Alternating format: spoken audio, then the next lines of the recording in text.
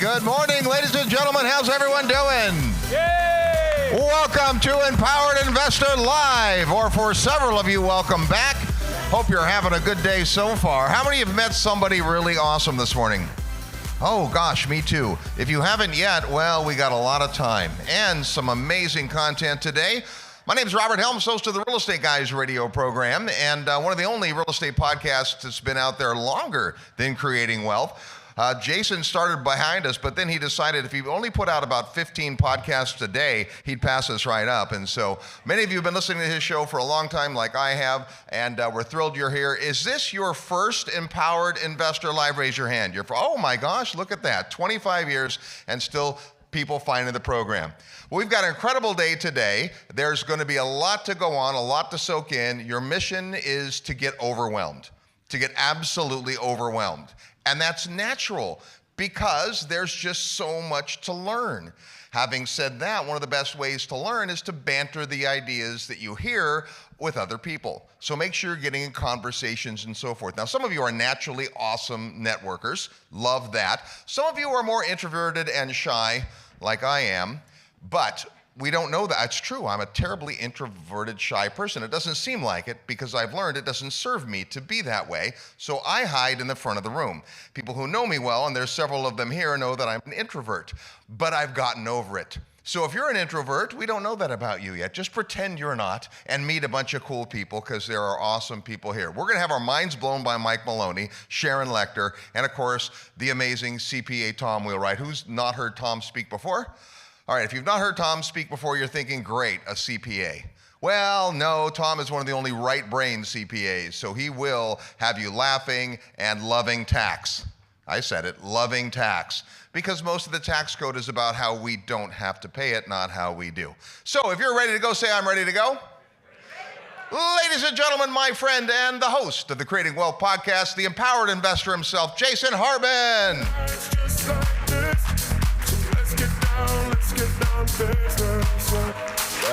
You are so good. I mean, that's amazing.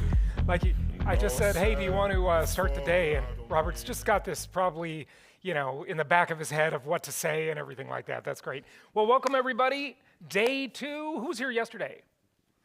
Okay, so most people. Where are all the other people that are supposed to be here today? The name badges are still sitting out there. They're late risers, maybe. Anyway, we've got a jam-packed day, so get your thinking cap on. In your bags, besides, of course, coffee, which is good for brains, that's cognitive ability increases with caffeine. Smoking cigarettes is good, so, smoke outside. I'm just kidding, I'm joking. Don't smoke cigarettes, that's disgusting.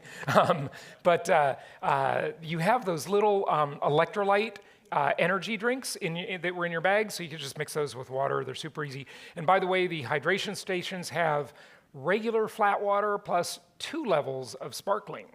Did you notice that, right? A lot of people didn't notice that, and I like that, so that's cool.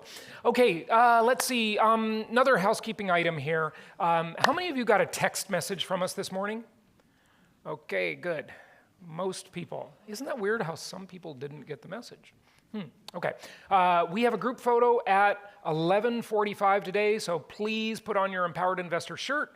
If you're if you're local, you can just do it in the restroom if you want, and you're really brave and sexy, come up on stage. Chris will play some cool music. You could strip in front of everybody and put your shirt on, but maybe not. So that'll be at 11:45, okay, 11:45.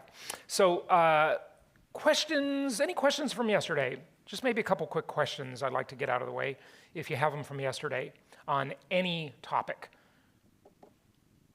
No, wow, that's easy. Okay, yes, we finally got one in the back. First name and city. Okay.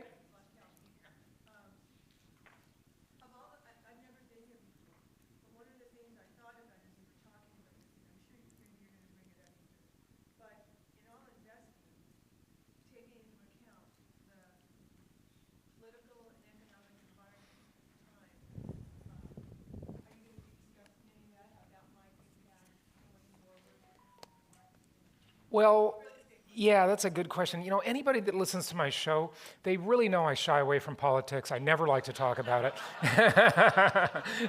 So, yeah, no, it's a great question. And look, you know, people, I get like bad reviews on my podcast because I talk about politics, right? But that's only from stupid people, so it doesn't matter. Yeah. Yeah. No, yeah. Yeah.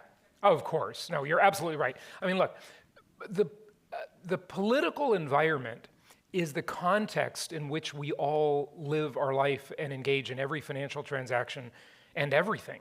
It's like, you know, what is the air like outside? Is it, you know, is it smoggy? Is it clear? Is it cold? Is it hot? That's the context, you know. Fish, right? Fish live in water, but the question is, do they notice the water, right? Do we think much about the air which we live in, right? You know, this is the whole environment, so politics totally matter. I mean, if we have 25% tariffs on a whole bunch of inputs to construction, the price of construction is going to get higher. There can't be anything else that happens. If we lose 13 to 20% of the construction workforce and have to replace them with people that are getting paid twice as much, that impacts the cost of a new home. And you might be thinking, by the way, I know I mentioned this yesterday, but you know, someone might be thinking, well, I'm not buying a new house. That doesn't matter. Every new home sold impacts the value of every other existing home. Okay, those are totally connected because everybody just looks for the, you know, the substitute product, right? When they enter the market and they're in the housing market for a rental or a purchase, they, you know, they choose something, and either what they choose reduces the existing inventory or it reduces the inventory of a new home builder. So a new home cost goes up, it makes all the resales more expensive too. Those are totally connected things, all right? So that's important to understand. But yes, the political environment is critical. You can't discuss economics or investing without discussing politics. Okay, yes, first name and city.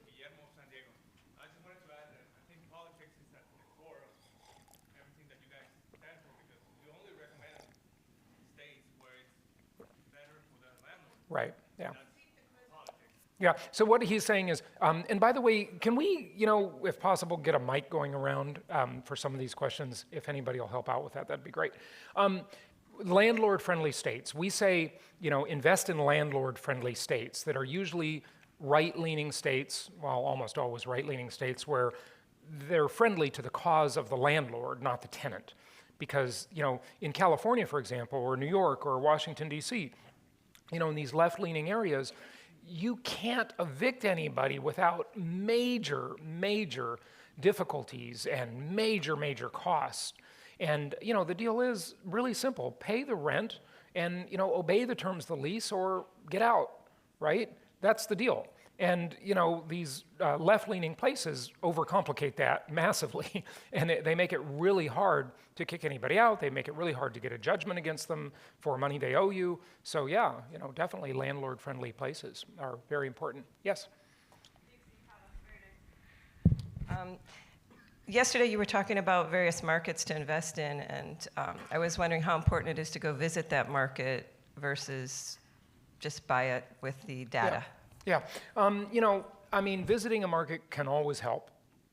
We definitely recommend it. Very few of our clients do it. Maybe, you know, 5% of them do it before they buy something. But we definitely recommend that you do it. You know, we'd like you to know more about the markets. And, you know, the only thing I'd say is, you know, when I started doing this 21 years ago, everybody, I mean, just the world has changed so much. Like, do you ever think about, just in 21 years, how much the world has changed? There was no iPhone. You know, there was no smartphone. That changed the world, okay? And made a bunch of drones that sit here like this all day. You know, oh, God, I got to tell you something funny. Here's a tangent alert. So I was in Sarasota. I was speaking at a conference there. And Sarasota, you may not know this, has a big Amish community, okay? And so I stay at this Amish hotel. And it was like this brand new, super clean, really nice place, but it was owned by the Amish. And they had this Amish cafeteria, which is where I went to eat dinner. I never saw anything like this in my life. First of all, this dining room was giant. There must have been 400 people in there. It was huge, okay? And they were all eating and, going to the buffet and all this stuff. I didn't see a single person in that restaurant looking at their phone. I couldn't believe that. It was like going back in time, and they were doing crazy things, like they were talking to each other. I mean, I just couldn't believe it. It blew my mind. And so the Amish waitress comes over. Yeah, I know, that's good. It should be reinstituted. The Amish waitress comes over and I said, hey, I'm so curious about you and your culture and stuff. Do you have a cell phone? And she goes, sure, I have an Android phone. She has a cell phone, but they just don't sit there looking at them all day, right? So what was your question now, Dixie? Okay, so it was about, what was the question? Visiting the markets, thank you. How did the Amish come out of that? Oh, because that's one of our markets. Oh, thank you. Okay, got it. That's what must have been the mind map going on. We definitely recommend you visit the markets, and you can do that. But, here's where it went. 21 years ago when I started doing this, it was like a crazy idea to invest remotely. Everybody thought I was out of my mind. Like, there was hardly anybody that would buy the idea. Now everybody does it, right? It's no big deal at all. It's become, the Overton window has moved, right? And it's totally acceptable and a normal thing to do. Visiting the market is a good idea, But what I said back then is I said, if you own stock in a company, right, you buy the stock. Do you go visit the company? Do you go see their headquarters? Nobody does that, right? Like, you can do it on the data, but it's always nice to visit it. I definitely recommend that you pull up, Google Maps and look at the satellite images of the area to see what's really next door to your house, and make sure there's not a landfill or a prison or something. But if there is, just adjust the price, right? Everything's a deal at the right price. So yeah, okay. One more, yes. Lincoln, Nebraska is in the house. Yes. So see, they didn't say just Lincoln yesterday because most of you don't know where Lincoln is, right? So, yeah. Well, I think there's a Lincoln, California, too, maybe. Yeah, there's a lot of cities that have Duke names, yeah. So the question is, and this comes up with the topic of investing in other markets, but have you ever had it where you've invested in a market and the legislation has changed and it becomes a pro-tenant state, and you've had to change your plans or exit? Because in Nebraska, there's a proposal where we can evict people in like 17 days, 30 days. Well, now it's going to where it might be a jury and it might take up to 6 months. Wow. Yeah. So Nebraska's becoming... I think there's legislation in a number of states, so I'm just curious if you've had the regulations change in a market that you've invested in. I don't know. I don't track it that closely, honestly. I just look for the general vibe of, is it a right-leaning, more conservative area. Things can change. Bill Bonner, the founder of Agora Financial, who's been on my show, he's a brilliant financial writer. And by the way, when I refer to these old shows, you can just go to jasonhartman.com and just type in like Bill Bonner, and it'll find you that show in the search, okay? So, listen to some of these old shows. They're really, I was way better at this before, okay? Anyway, and I had better guests before. But he said politics always lists like a sailboat listing, right? It lists to the left, right? That's always the direction it goes. And then eventually the pendulum swings way back, but that's so rare. So, that's the direction of everything, is always to the left, right? You just gotta kind of accept that. So that's the way it works. Okay, good. So thank you for the questions. I wanted to show you that, we have one last question. Okay, this is the last one for now, and then we'll get some more later. Ricardo from San Diego, Paradise San Diego. Did you say Paradise San Diego? Of course. Okay, yeah. Yeah, investing out of state, what do you recommend to be the ideal boot on the ground team? Well, it's the teams we have. I mean, our local market specialists may be paired with a property manager. And then, if you want to do independent things, like, for example, with Dixie's question about, going to look at the markets, you can do independent things. Use some of these sites like TaskRabbit, Thumbtack, and or WeGoLook.com. I had them on the show a long time ago.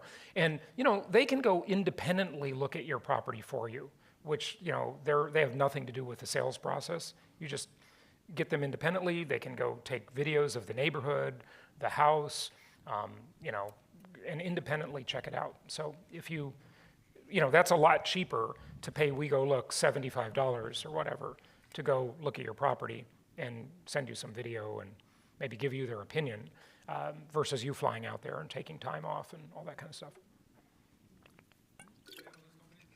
WeGoLook.com, Thumbtack, TaskRabbit. And there's other ones, but yeah. It's really amazing how we have all of these incredible tools. And that's one of the reasons 21 years ago, people were more reluctant to do remote investing because they didn't have the tools we have now. So, you can just crowdsource anyone to do anything for you, in any location. It's pretty incredible. Do you know what I thought would be an incredible idea?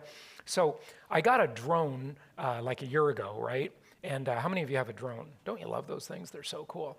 Mine, shoots shotgun shell, shotgun 12 gauge from the drone. Yeah, it's really cool. No kidding. I thought this would be such a great idea. Why isn't there, someone should do this, okay? Why isn't there a network of drones all over the country or all over the world that are just stationed on top of streetlights, and you from anywhere could just get a drone to go, say you're here, right? And you wanted a drone to go look at a property in Birmingham, Alabama, right? And you could just have that drone remotely fly over, you'd be looking at everything on your screen. Wouldn't that be incredible? Why hasn't someone done that yet? That'd be a great idea. It's really incredible what these drones do. Okay, cool. So here is that video I wanted to show you yesterday. Hopefully it works today. So the 10 Commandments of Successful Investing, number 3 has been the big one that's really resonated with people a lot. Be a direct investor. You might be investing with a crook. You might be investing with an idiot. And they take huge management fees off the top of the deal either way. And so here is that little video about it, if it works. How would you like to make a difference in the life of one needy person? In the time it takes you to watch this ad, more than 1,000 individuals will have lost their livelihood, like poor Wayne here. Wayne is only 57 years old. His company was wiped out by a typhoon of defaulted subprime mortgages he approved. Today, he can barely afford Napoleon brandy. And every day, he has to walk more than 50 feet to his waiting limo. And now, Wayne may have to give up weekends in Aruba and maybe even his expensive mistress. Unless you help. For only $3,700 a day, you can ensure that Wayne and CEOs just like him will still get the bonuses they already approved for themselves.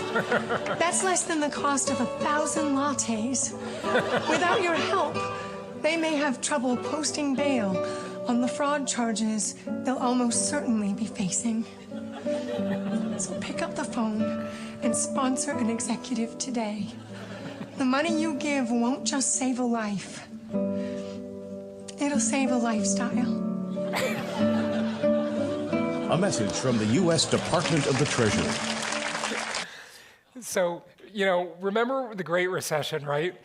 Like anything, right? And we're totally seeing this with Doge. Like anything, that was just an excuse for a lot of people to just be on the take. In fact, Washington, D.C. became the handout capital of the world. And all of these executives were flying their private jets into Washington, D.C. You saw the hearings with the auto companies and all that stuff. And, they were just getting handouts from the government. It's just disgusting. Every crisis is just a huge, huge opportunity for them. So it's ridiculous. Okay, let me go over, what do we want to talk about first? Want to take an updated look at the Hartman Comparison Index? How about that one? Let's do that. But before we do that, let me just remind you of this incredible chart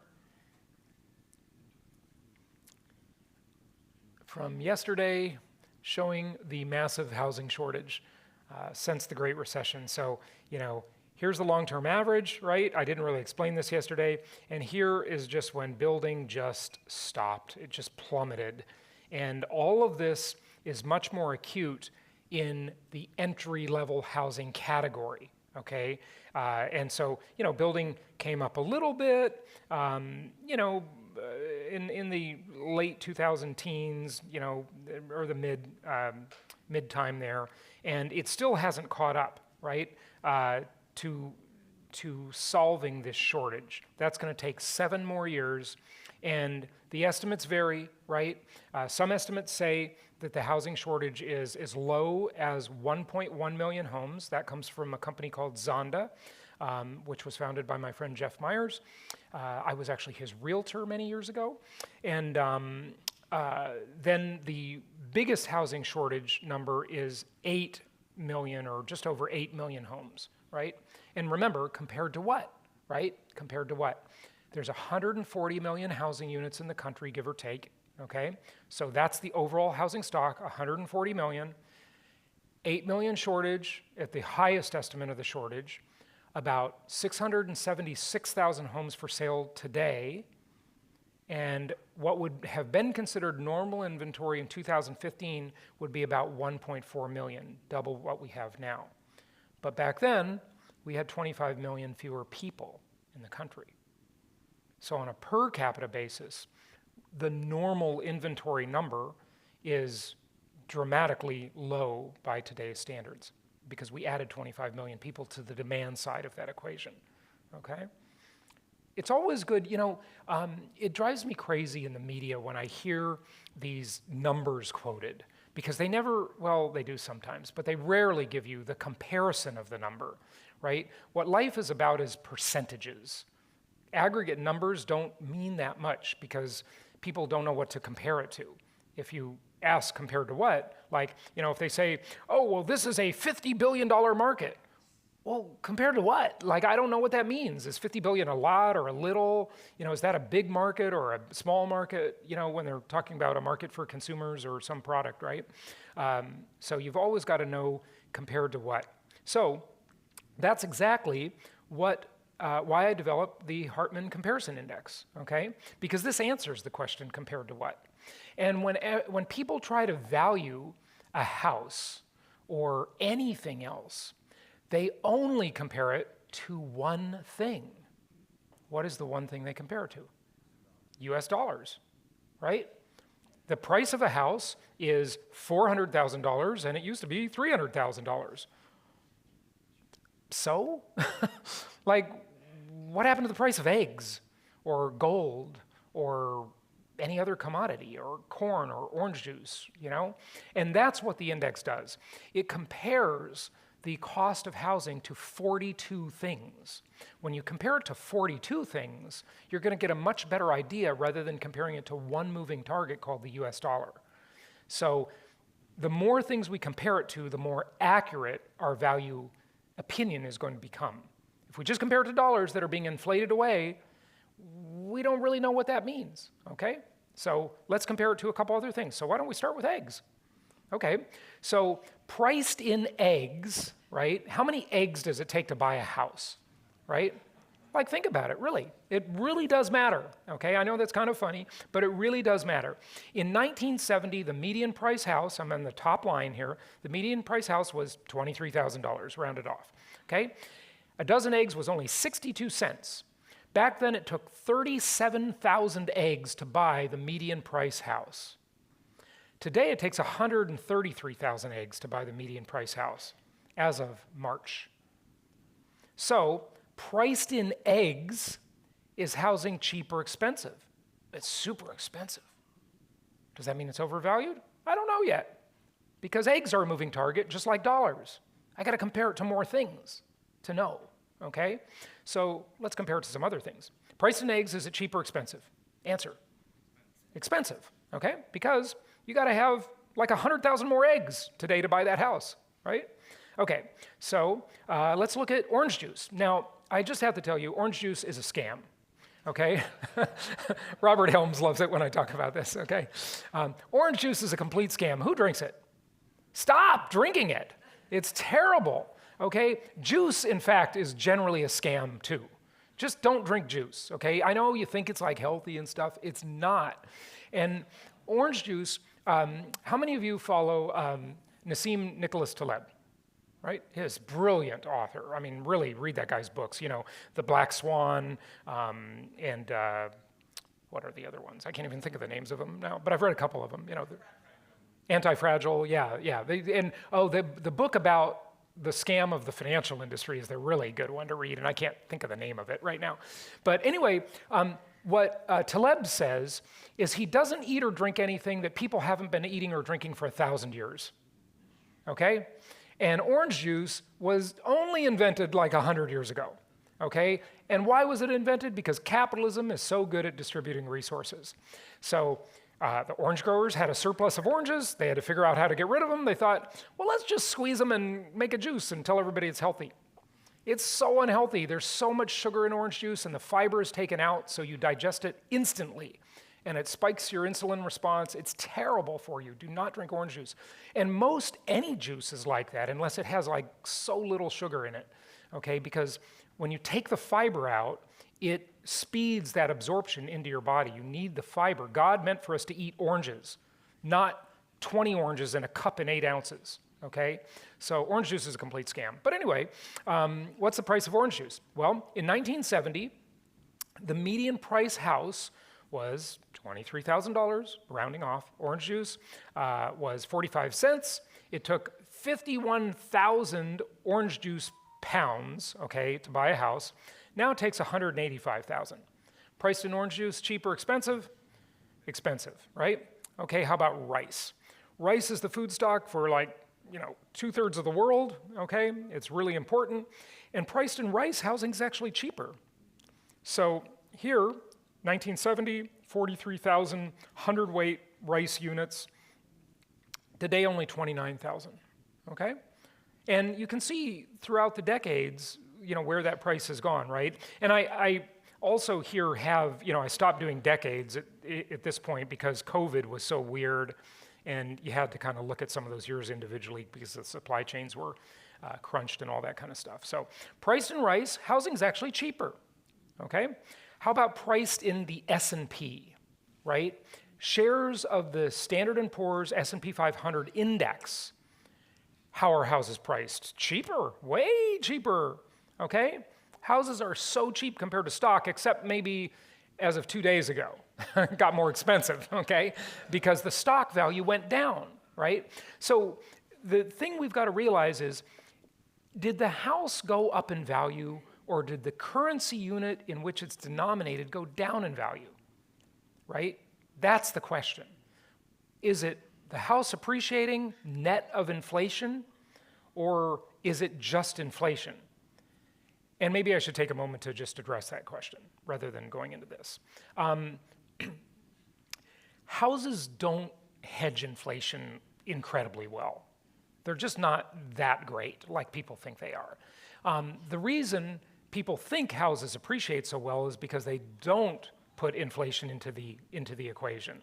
If you look at inflation compared to house prices, the houses will outperform inflation by a margin. It's better than inflation. But when it really gets better is when you leverage the house, because then you have a multiplier effect of the appreciation. Okay, so let's just do it with 10% because the numbers are simple. With 20%, you just cut it in half. Okay, so if the house appreciates by 6% and you have 10% equity in the house, that's a 60% return. 6-0, right? And the inflation rate might be 3%. So now you've outperformed inflation by 57%. You're killing it.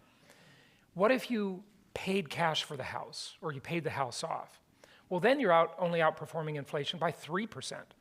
House appreciates by 6%, inflation is 3%, you subtract the inflation, you only got 3% net appreciation, okay? So the leverage makes it phenomenal. It puts that equation very much in your favor because you have the leverage. But wait, there's more. You have inflation-induced debt destruction. So as the leverage is multiplying your return and helping you beat inflation by a big margin, the value of that monthly payment and that overall mortgage balance is going down with inflation. Inflation is essentially paying it off, right? With inflation-induced debt destruction. We'll go over that a little more later. So you're beating it two ways. This is the double inflation arbitrage I talk about, okay? Arbitrage just means exploiting the differences in things. So that's what we want to do. We want to always exploit differences. And that's a great way to exploit the difference, right?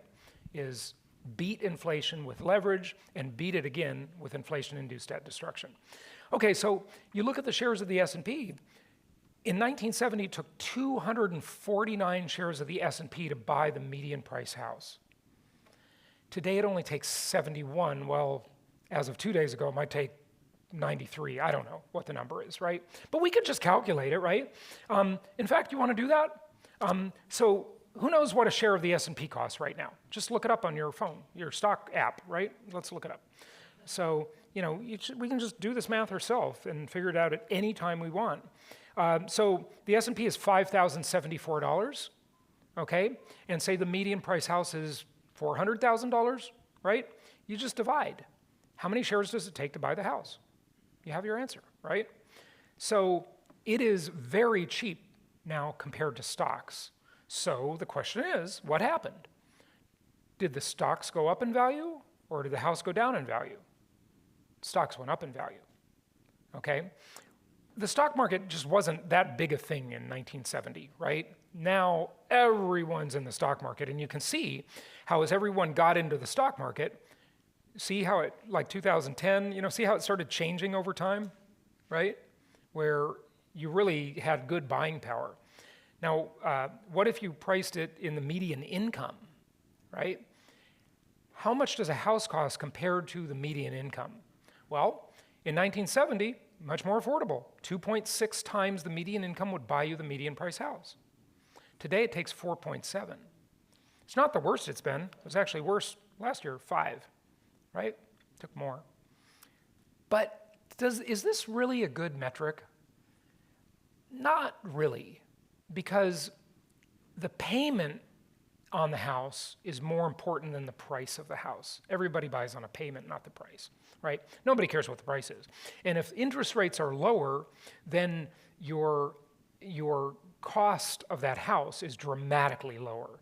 So just think of what happens, okay? Oh, I got to get to this other chart. Remind me to cover the chart where it shows how many people can buy a house with different interest rates. Okay, we'll look at that in a bit. I don't have it handy.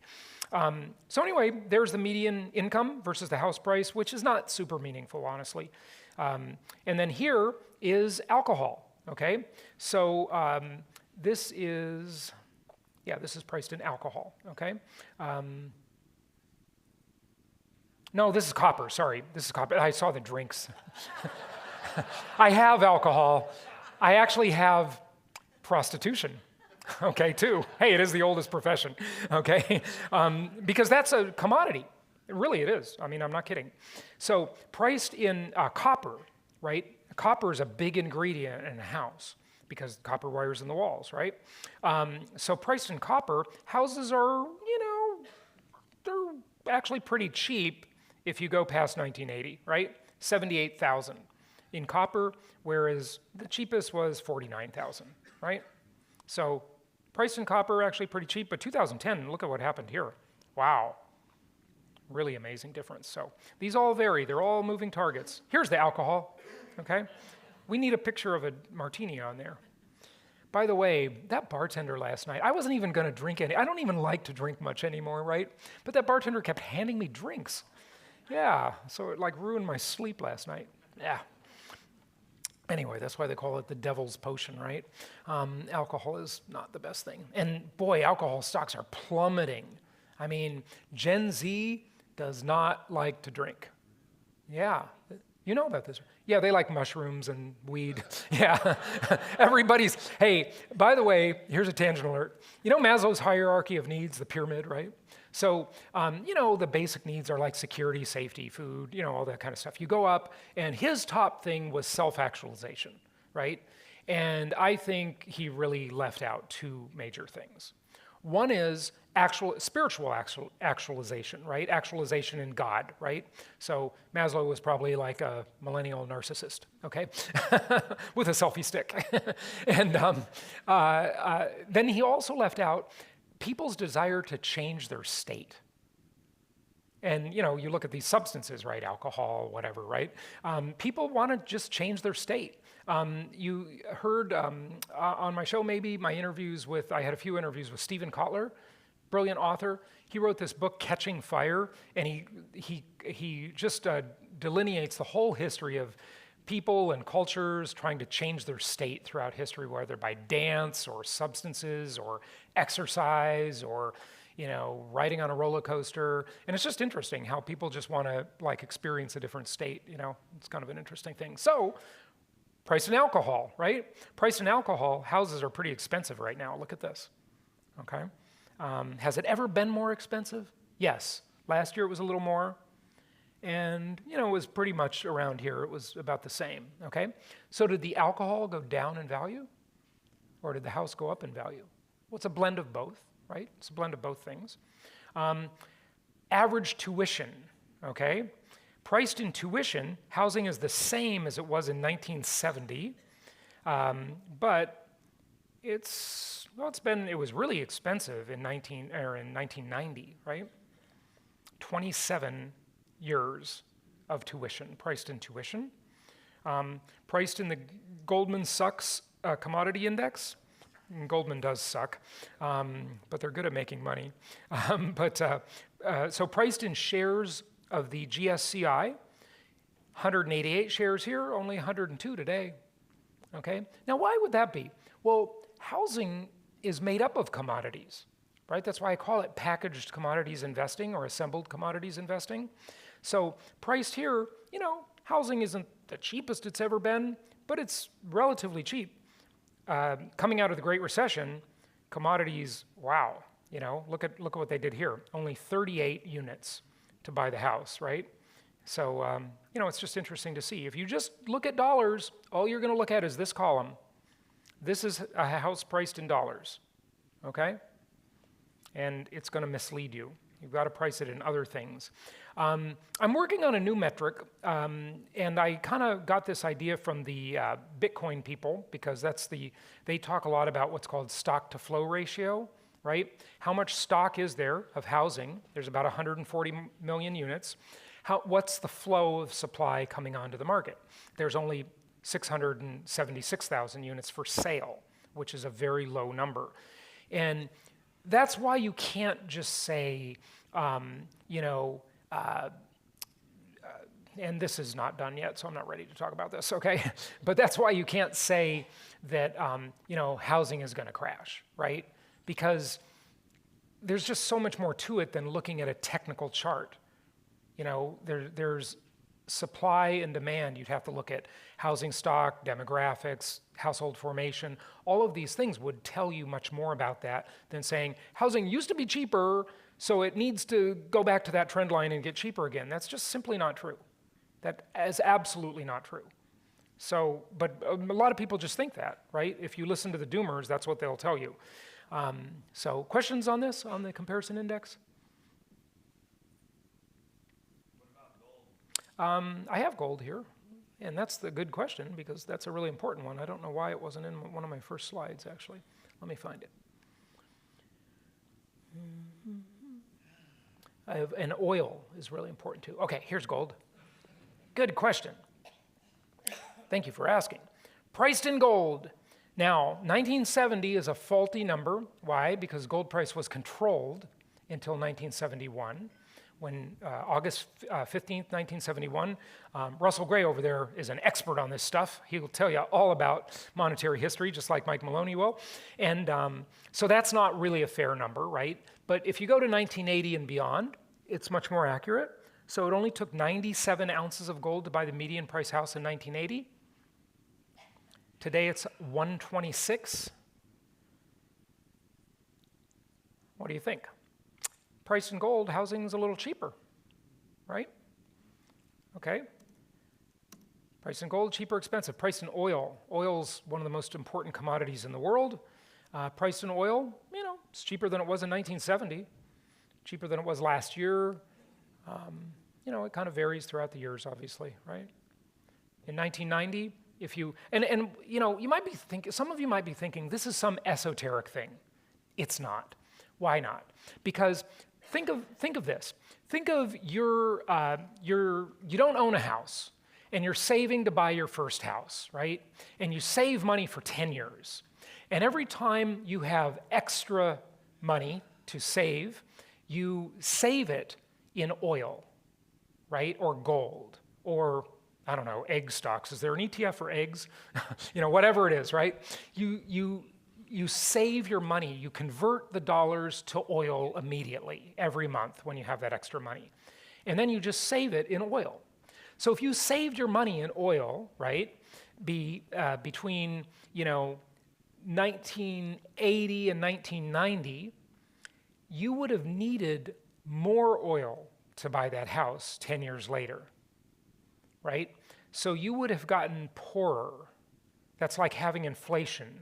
That's like having your savings go down in value, right? And so this happens. People convert their dollars to an investment, and then every time you get a paycheck, you put it into the S&P. You're saving to buy a house. 10 years later, you have enough money to buy the house. Well, if you buy the house in shares of the S&P or dollars, it will be a different price. And that's why this is so important. So price in oil, is it cheap or expensive? Well, it's cheap. It's pretty cheap, not too expensive. And yeah, that's it. We're back to eggs. Okay?